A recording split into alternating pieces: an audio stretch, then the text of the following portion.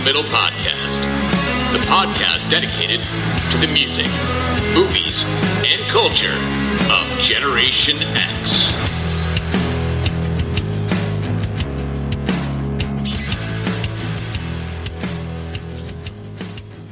What is up, slackers, and welcome to another episode of the Stuck in the Middle podcast. I am your host, Jason Eck, and this week, I thought I'd start out just asking a couple of questions of you, the listeners. So first and foremost, I typically start each episode with kind of just some regular banter, just me kind of talking about the week or anything that pops into my head, anything that I'm experiencing just as a person, as a human being.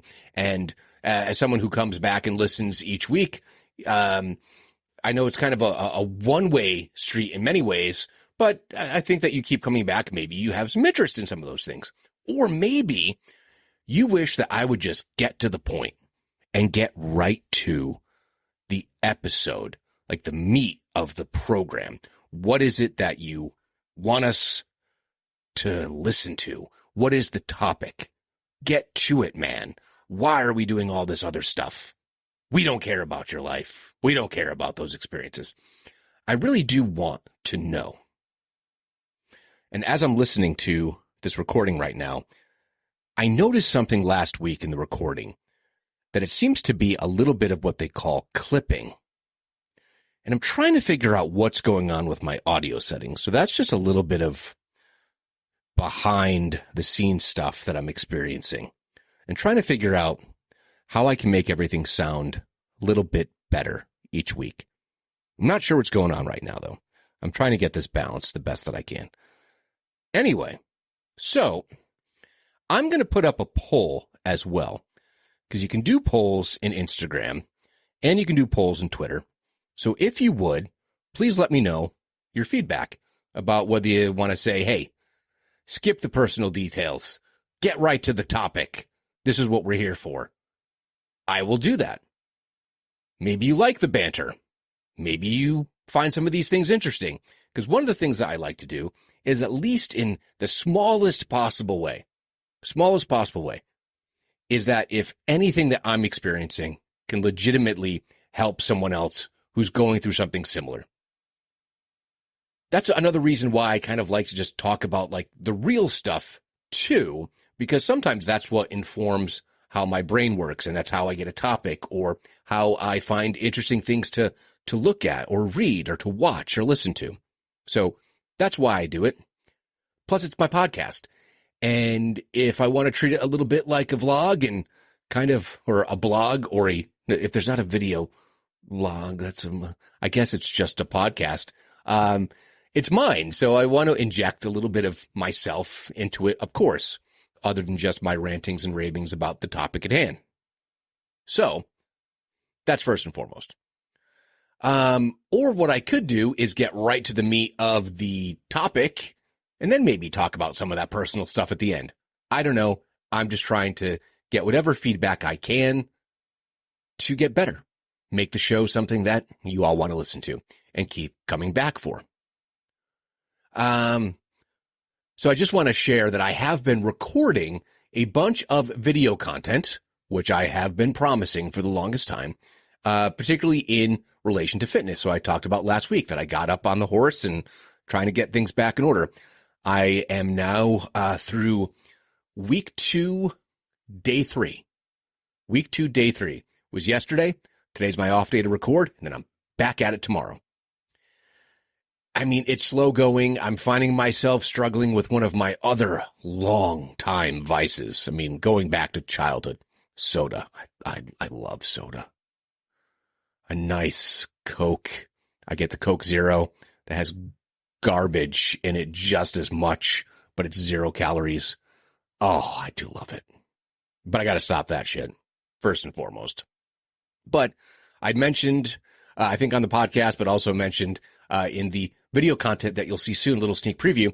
I haven't really changed anything diet-wise, but I am starting to see a little bit of results. So I got up to 220 pounds, and now I'm back down to about 214. So, you know, a couple weeks in, little bit of progress. As long as you can see it, Sometimes it takes a little longer than others, but even those little tiny bits that you see, you just have to embrace them and go with it. And then another thing that I did, I think last week or 2 weeks ago, and I'm going to do the same thing now. And I had mentioned that I actually really enjoy receiving email. I do, whether it's general feedback, whether it's here's something I was thinking about, here's something I related to that you posted, whatever it is, I kind of love it. So going to start reading them whenever I have some that I think that are enjoyable. So from listener Jimmy, and I'm not going to read the whole thing, but I was skimming through it. And one of the things that Jimmy brought up was how I talked about Jenny Lane from Warrant. And he said, you brought it up again, so I thought I'd share my thoughts on Warrant. It bothers me that Jenny Lane's legacy is that song, meaning Cherry Pie. If I remember correctly, I heard him talk about having to put that song together quickly because the label wanted a hit. So this would make sense considering the track list for Cherry Pie.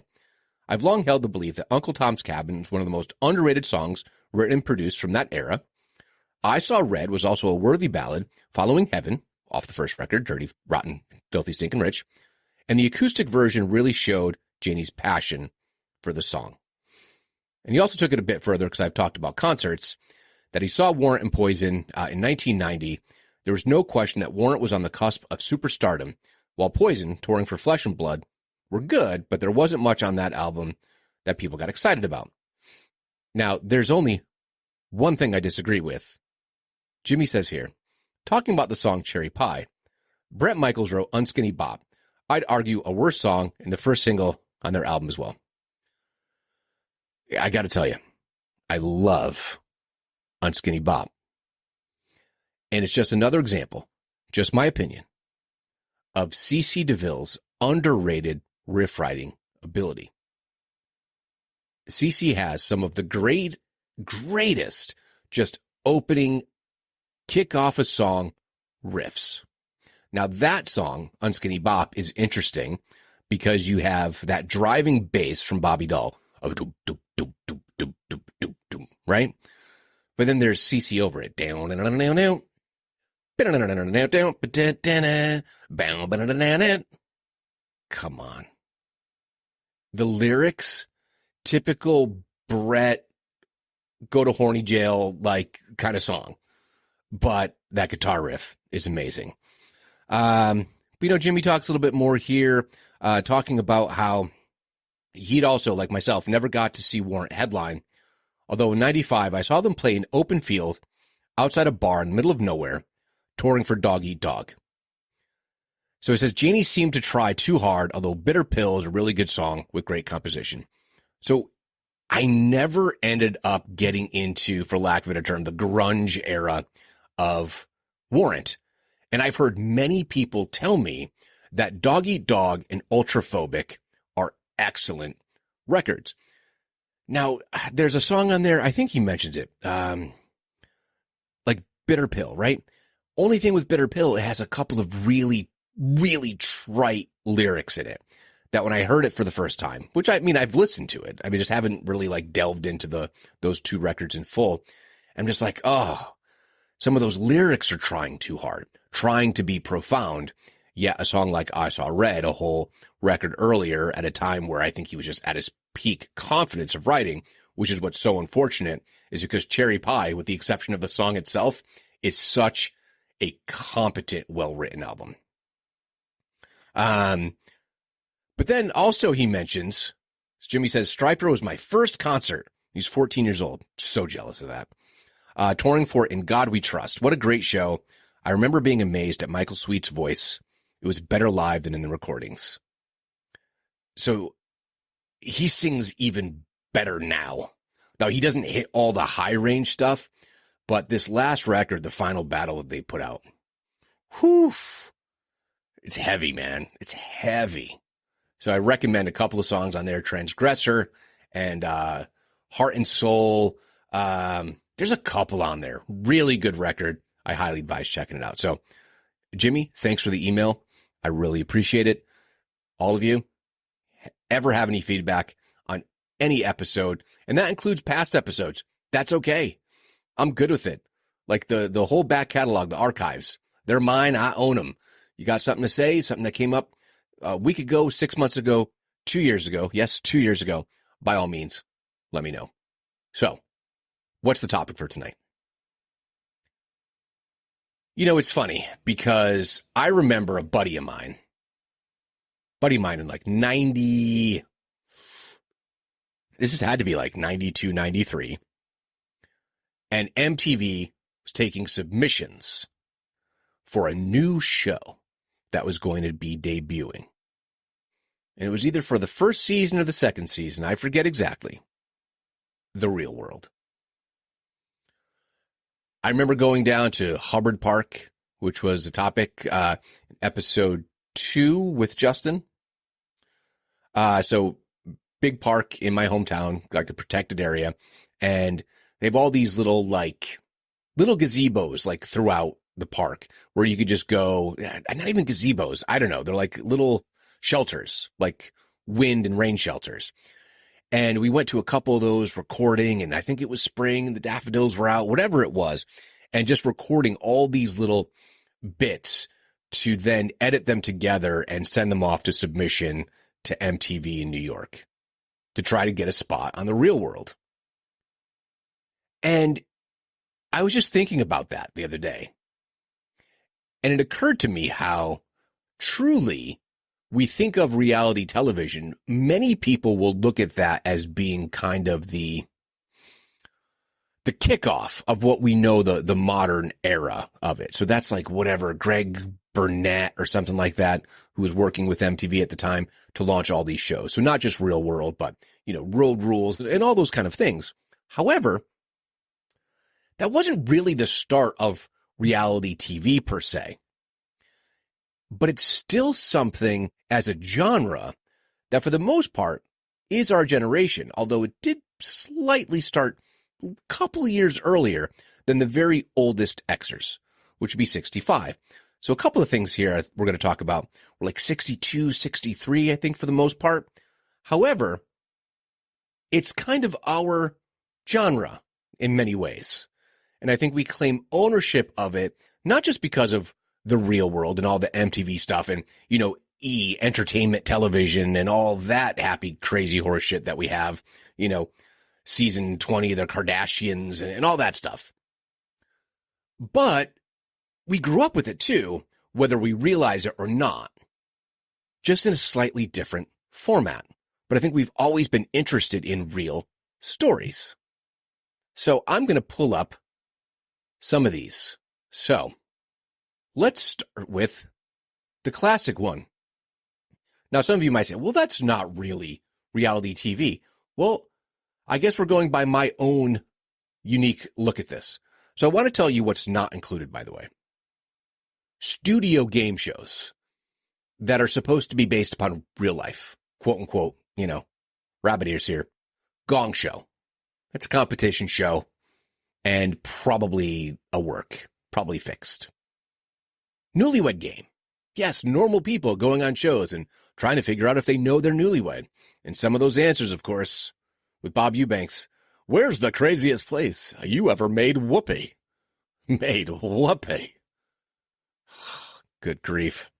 No True Crime. Cops. Cops is like reality before The Real World. Pretty sure Cops came out first. Maybe not. I don't know. You can fact check me on that. No Unsolved Mysteries with Robert Stack. Or America's Most Wanted with John Walsh. Little heavy. Not that stuff. That's not what I mean when I talk about reality TV. So why don't we start with the oldie and goodie as I take a sip of this wonderful, delectable, wouldn't it be great to be sponsored by Coke Zero?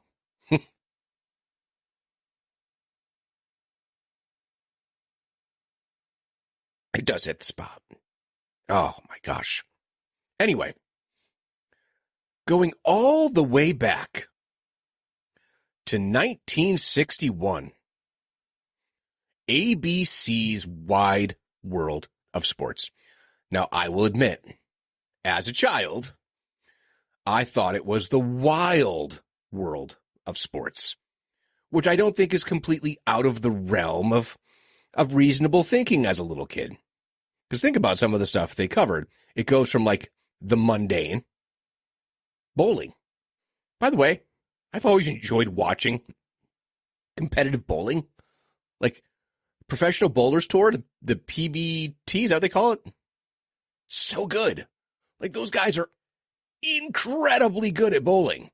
It's kind of cool. Anyway, but then it'd be something like in 1964, get this.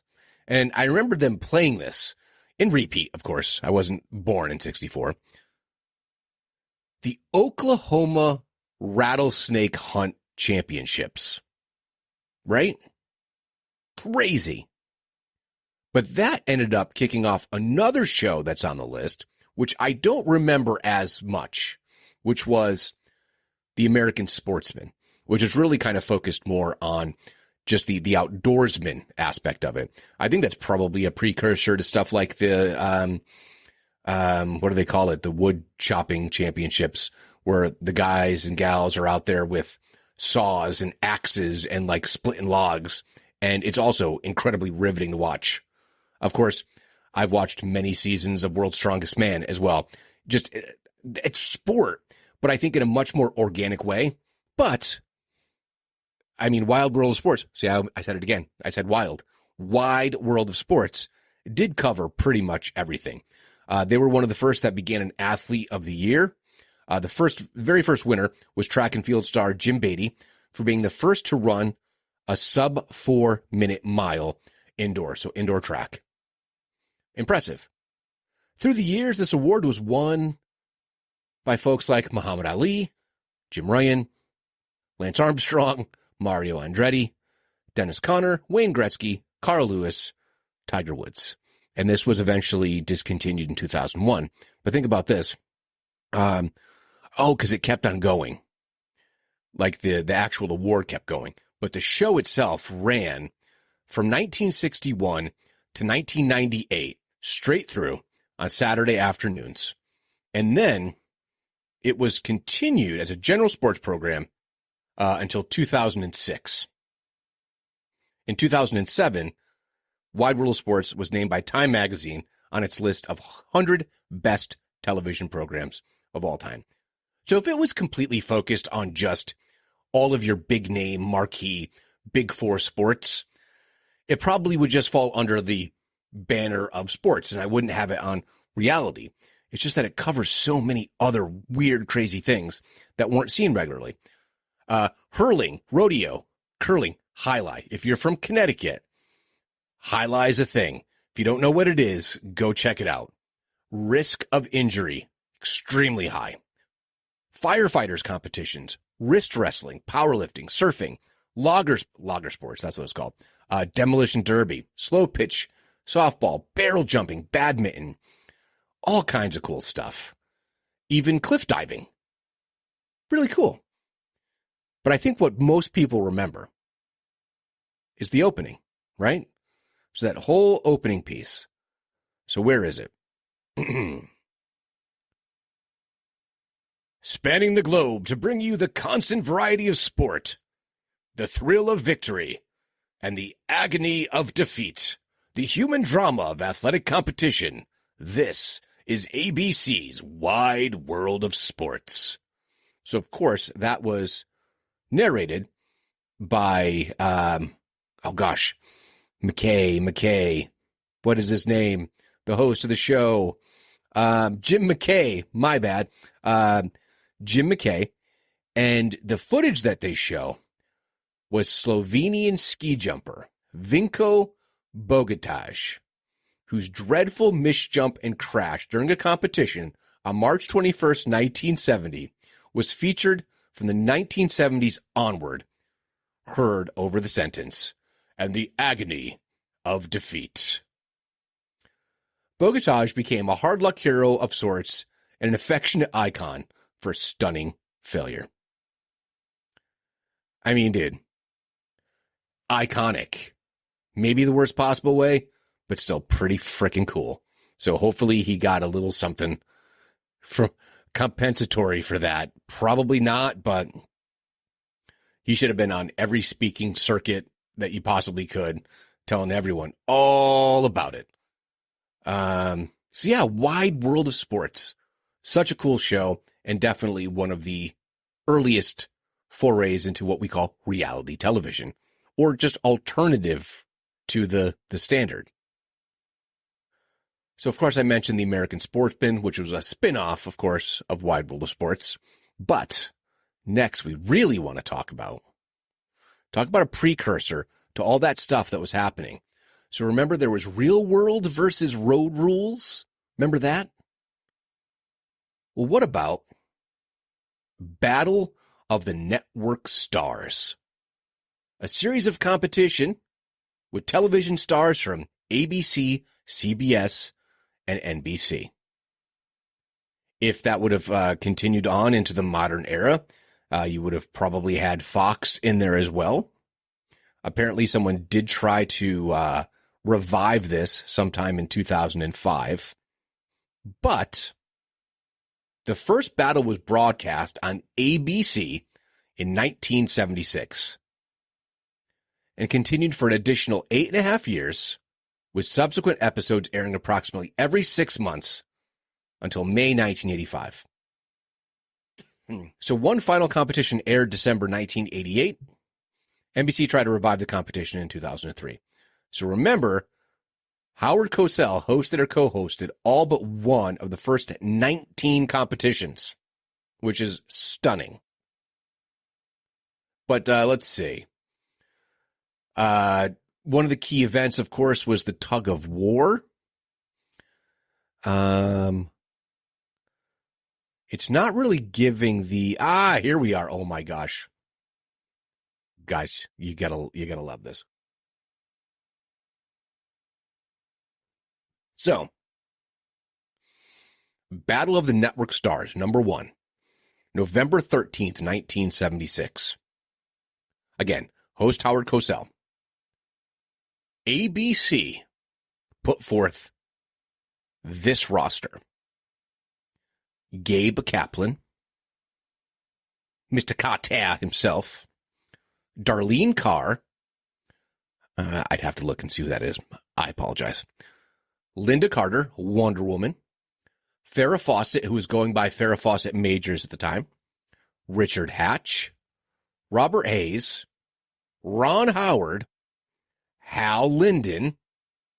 You know who Hal Linden is. Barney Rubble. Penny Marshall. And John Shuck. Versus CBS and Telly Savalas, Adrienne Barbeau, Gary Radar Berghoff, Kevin Dobson, Pat Harrington Jr., Bill Macy, Lee Merriweather, Mackenzie Phillips, Loretta Swit, and Jimmy J.J. Walker.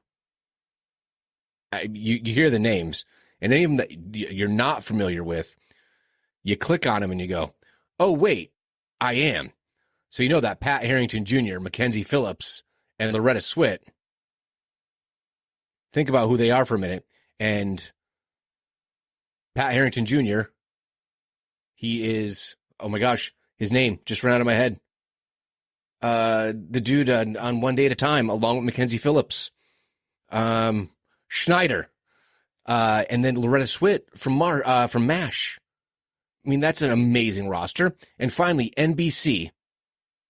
Robert Conrad, Melissa Sue Anderson, Karen Grassi, Tim Matheson, Ben Murphy, Barbara Parkins, Joanna Pettit, Kevin Tighe, Bobby Troop, and Desmond Wilson. Some of these are less familiar to me. I don't know. Kevin Tighe. Oh, he was on Emergency. So he was huge back at the time. So by the way, Gabe Kaplan was the captain for the ABC team, Telly Savalas for CBS, and Robert Conrad for NBC. But what a killer lineup.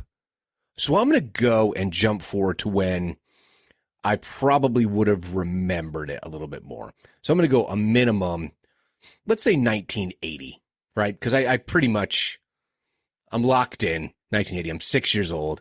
There's no room for, I don't know. I definitely remember stuff when I was younger, but this is a pretty solid era. Okay, so 1980. We have Howard Cosell back hosting, but with Joyce DeWitt from Three's Company. ABC, Kathy Lee Crosby. You know who Kathy Lee Crosby is. So she's from a show that we're going to talk about in just a little bit. Scott Baio. Everyone knows Scott Baio. Chachi Arcola.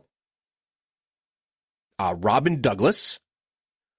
Let's see. She's best known for Battlestar Galactica, which she's best known for, it seems. Grant Goodeve. He's from Eight is Enough.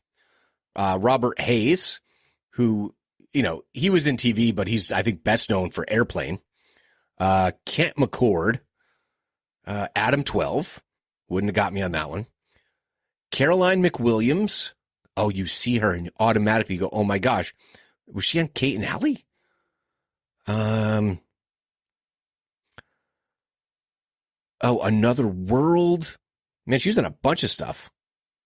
She was married to Michael Keaton. Okay. Anyway. Oh, she was on Benson.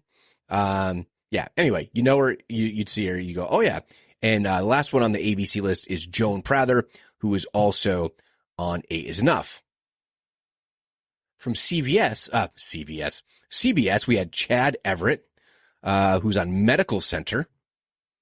Jonelle Allen, who was on a bunch of stuff, but she's best known for Dr. Quinn Medicine Woman, but that wouldn't have been on yet. So I'd have to go and find out what she had been doing prior. She also won Tony Award. Let's see. Catherine Bach. We all know Catherine Bach. That's Daisy Duke from the Dukes of Hazzard. Gregory Harrison. Oh my gosh. You'd know him when you saw him too. Been in a bunch of stuff. At this time, he was probably on Trapper John MD. Gary Sandy, WKRP in Cincinnati. Charlene Tilton, who is on Dallas. And Joan Van Ark, who is also on Dallas. And then for NBC, William Devane, who is on Knots Landing. Gil Gerard, Buck Rogers himself. Karen Grassel, who is on Little House on the Prairie. Pamela Hensley, also on Buck Rogers. But at this point, I think she was on Matt Houston.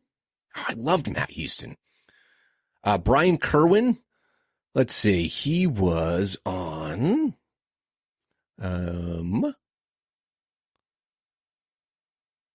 let's see, around this time, he was on television. He was in BJ and the Bear.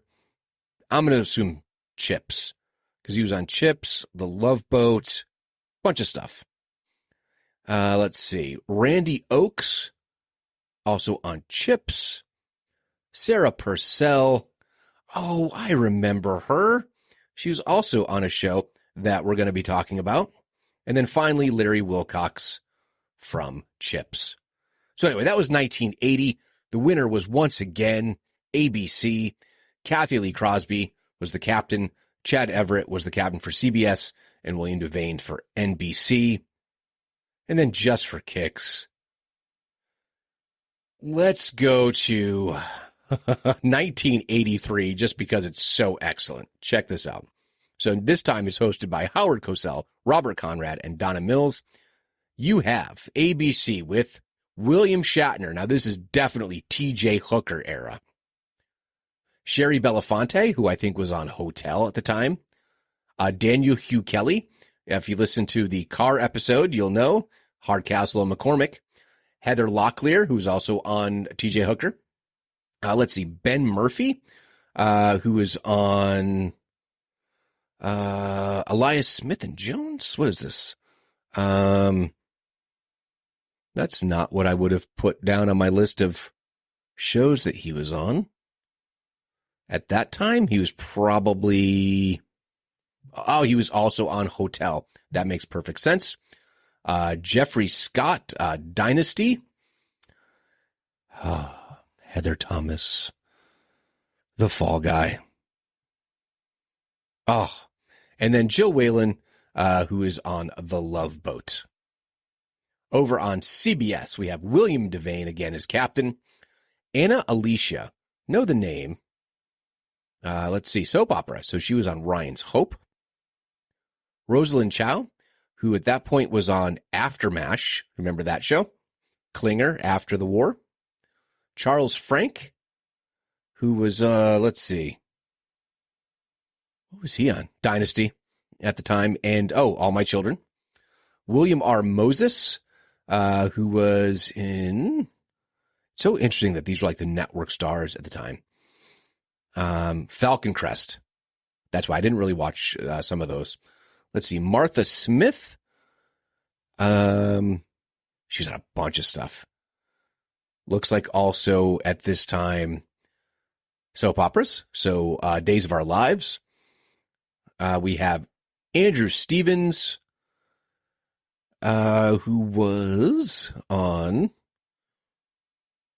It's so crazy to think that this guy, Andrew Stevens, also auditioned for the role of Luke Skywalker, which of course went to Mark Hamill. Can't really tell. He must have been on a soap opera, it seems, because nothing really notable is coming up for him. Anyway, network star. And then once again, Joan Van Ark. And then over on the NBC side, we have Mr. T, who is, of course, at the time BJ Baracus on the A-Team. Let's see, Edward Albert.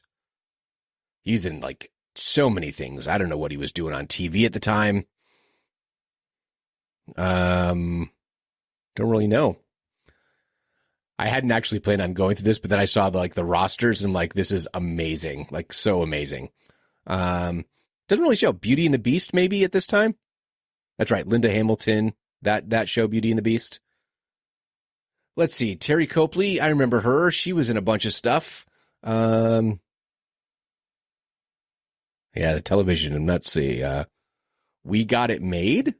She's also on The Love Boat. I'm imagining that's the stuff in this time frame.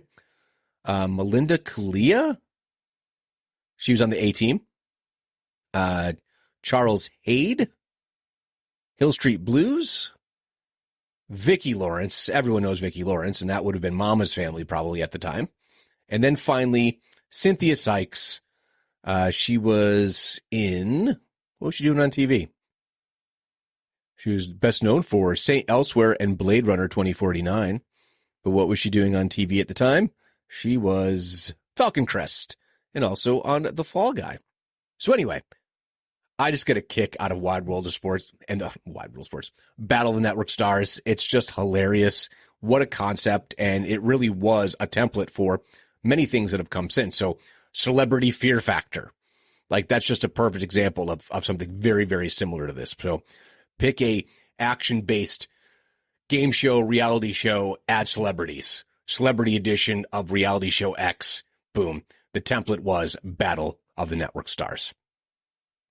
So next we have, and I mentioned a couple names. I mentioned the name Kathy Lee Crosby, who at this time was joined by John Davidson and former football star Fran Tarkington for That's Incredible, including the exclamation point. So this was truly a reality show. And some people have compared it to other shows, a couple of which we'll talk about in just a minute. And one of them has been around for many, many years in different incarnations, but it really was featuring people with unusual talents. So there's no such thing as an America's Got Talent or one of those shows without a show like That's Incredible. And I know that it really was pretty simplistic, where it was just a matter that they'd show a clip and they'd say, that's incredible. But, it's still pretty cool. Now think about this. At the time, so this is the 80s, there were accusations of the show being sadistic because there were the risks of injuries for some of these stunts that people were doing. So, for example, knife juggling, staying inside a small box for hours, and one involving a man supposedly catching a bullet between his teeth. Now, Penn and Teller do the catch the bullet trick. It's magic. It's just magic. So at the time, people were like, oh my gosh, this is so scary.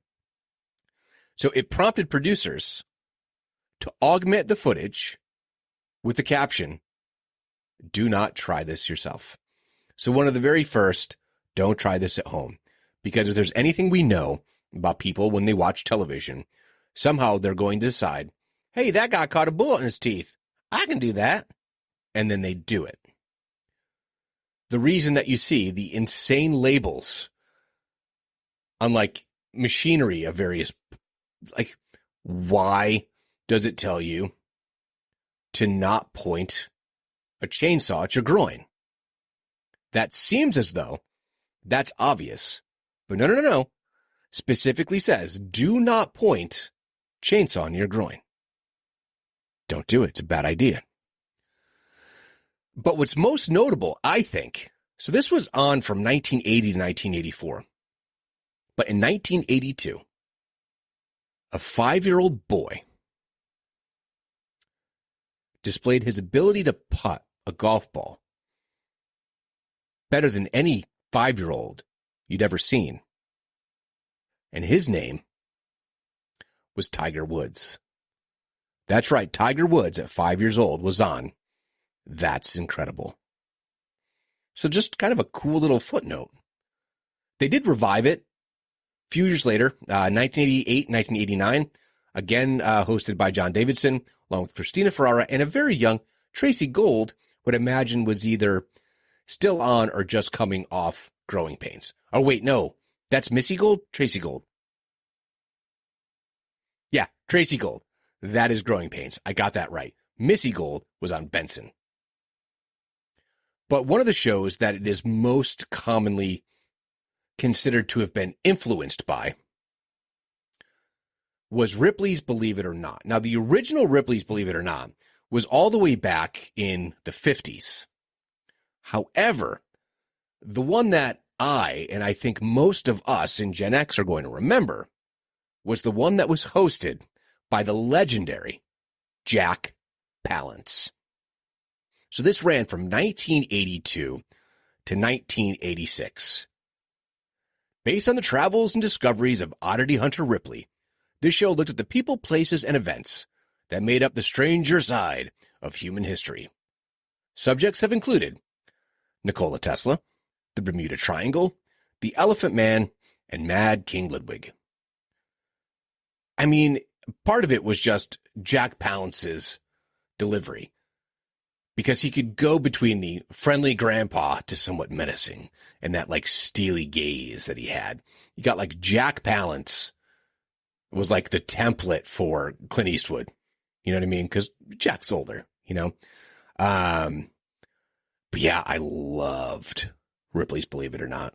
I loved it because you got such weird stuff. I mean, they covered things like the assassination of Rasputin, and Palance reenacted the event in period costume and stage set, with Harry Mancini and his orchestra providing the theme song. Henry Mancini. I mean, crazy stuff.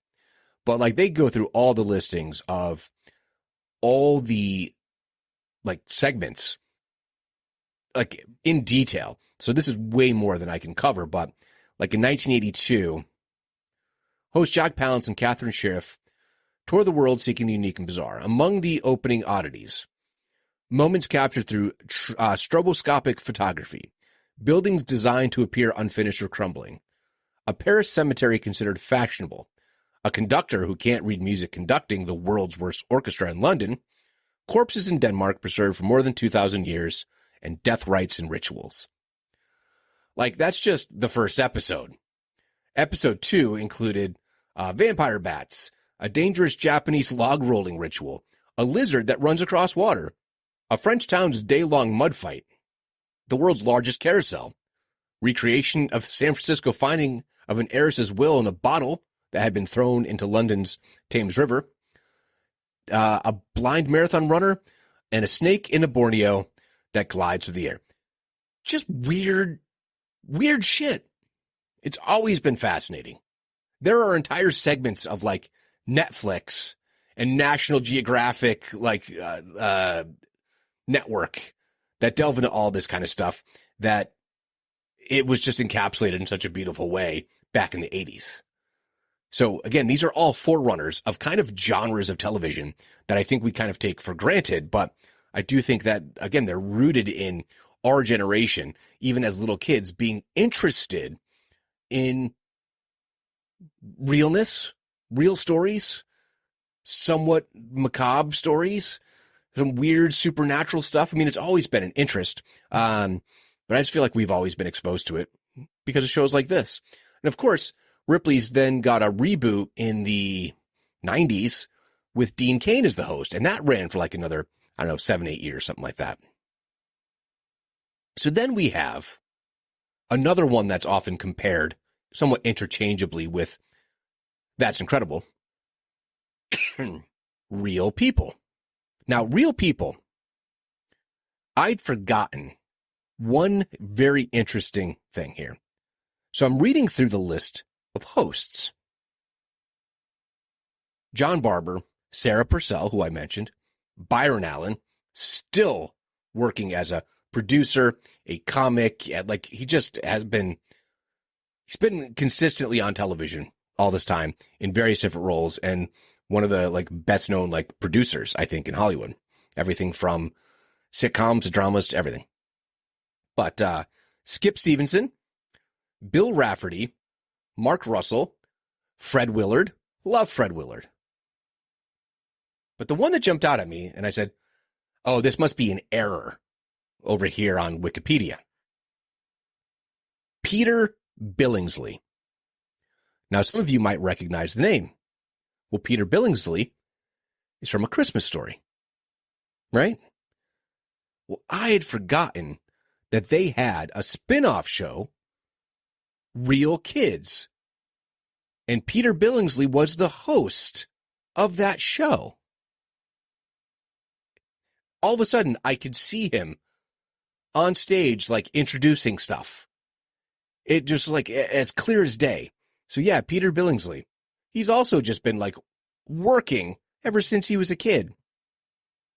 But they had, like, segments including funny pictures, funny newspaper errors, bloopers. Oh, my gosh. Well, no, I'm not going to count the bloopers and what's the show with Dick Clark? I covered it on the Dick Clark show.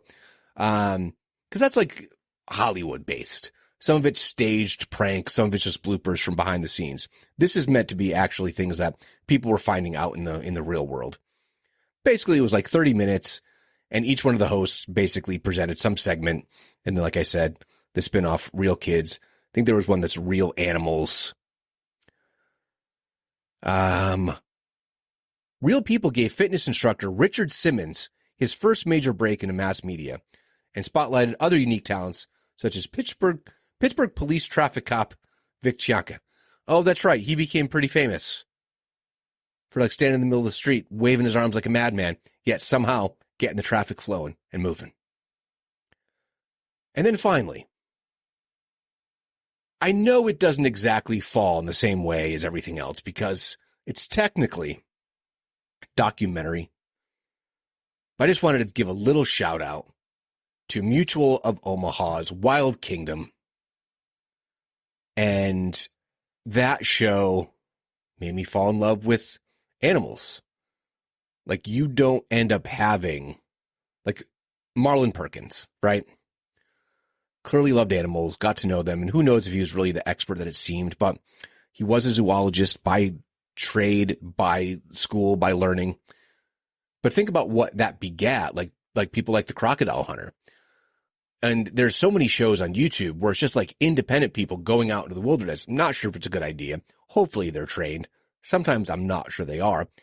But having this respect and admiration, but also healthy fear of wild animals was, I think, really important and just kind of cool. But in all of this, I started thinking about other things from the time period that don't quite fall into this category. So somewhere down the road, I'm going to do an episode. I'm going to talk about CBS's Sunday Morning with Charles Kuralt. It didn't fit into all this because that's more of a news magazine style. but it still was talking about like real life things, but doesn't quite fall into the reality TV realm in the same way that this stuff does. So anyway, just a quick little foray into the earliest, I guess, forerunners of what came to be known as reality TV. For without these shows, you wouldn't have Amazing Races or Survivor or all the myriad channels that we have, like Discovery and all those shows throughout the years that became very popular, whether it was like Orange County Choppers, American Chopper, or the Fast and Louds, or all the different shows that have been on these different networks, and all the animal shows and Animal Planet. All of these things have roots in this time period, that late 60s into mid 80s was such a cool time for the, early phases of reality TV. So tell me, what did I miss here? I'm sure there's a show or two that just didn't come up as I was going through it. A combination of my own memory and then just, searching the web. There's got to be something I'm missing. Let me know. And just tell me what some of your favorites are. And how do you do that? Well, you can email me at stuckinthemiddlepod@yahoo.com. You can find me on Instagram, X, and YouTube at StuckPodX. Head on over to the Facebook page, Stuck in the Middle, a Gen X podcast. Please like, comment, share, leave 5-star reviews, and most importantly, please subscribe to the podcast. So until next time, later, slackers.